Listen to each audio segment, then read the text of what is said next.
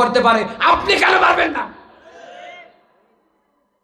মেয়ে সন্তান হলে পরে আপনি তার একটা সুন্দর নাম রাখেন, আপনি তার আকিকা দেন, আপনি তাকে কোরআনের জ্ঞান শিক্ষা দেন, আপনি তাকে পর্দা শিখান, আপনি তাকে বিয়ে যখন দেবেন সৎ এবং যোগ্য ভালো একটা ছেলের হাতে উঠিয়ে দেন।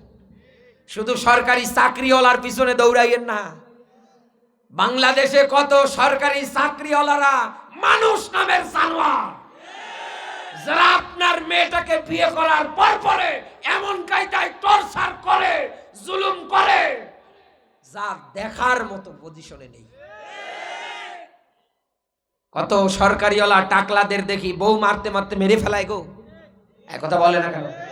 বাবার বাড়ি থেকে এত কিছু দেওয়ার পরে, এখানে যারা মেয়ের বাবা আছে, আপনি যদি আপনার মেয়েকে কোরআন শিক্ষা দিয়ে কোরআনের জ্ঞানে জ্ঞানান্বিত করে স্বামীর ঘরে পাঠাতে পারে, খোদার কসম আপনার এই মেয়েটা স্বামীর ঘরটাকে আল্লাহর জান্নাত বানিয়ে ফেলবে।